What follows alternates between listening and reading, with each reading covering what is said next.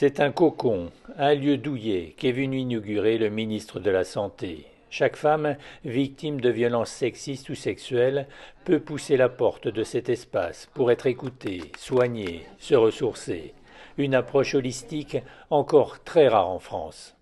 On leur apporte une prise en charge qui est centrée sur le soin, avec une approche pluriprofessionnelle. Donc on a une équipe de gynécologues, obstétriciens, gynécologues médicales, sages-femmes, psychiatres, psychologues, assistantes sociales, sexologues. Voilà, et tout ce petit monde en fait essaye de proposer une prise en charge personnalisée. Donc elles sont reçues une première fois, ce qu'on appelle le premier entretien, pour évaluer leurs besoins.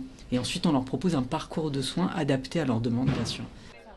Les femmes qui sont accueillies ici sont souvent en état de stress aigu ou chronique. Lors de l'entretien, les demandes sont très variables en fonction des parcours.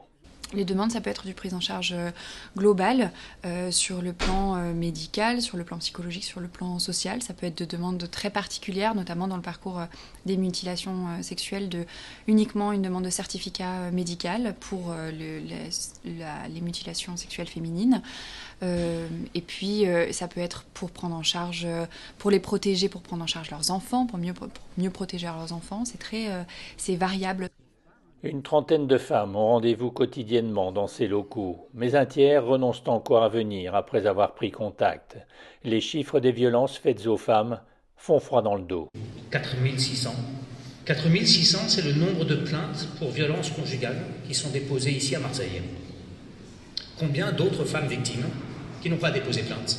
Derrière ces 4600-là, combien de femmes qui n'ont pas pu, qui n'ont pas osé, qui n'ont pas su, et qui se sont retrouvées coincées dans une situation familiale, personnelle, en lien avec un proche, un conjoint violent. Sur les violences sexistes et sexuelles et d'une façon générale des violences faites aux femmes, je crois que vous êtes un modèle du genre, un modèle qui est né effectivement en région parisienne mais qui se diffuse. Des prises en charge peuvent aller jusqu'à plusieurs heures et finalement dans le modèle économique, eh bien on voit bien que finalement c'est du sanitaire qui finance et on est vraiment dans des problématiques, sans revenir à des sujets financiers, de décloisonnement des enveloppes entre les enveloppes du sanitaire, les enveloppes du médico-social et donc du département.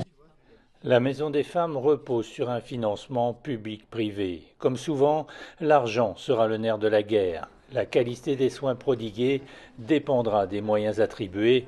Or, le budget souffre déjà d'un déficit qu'il faudra combler.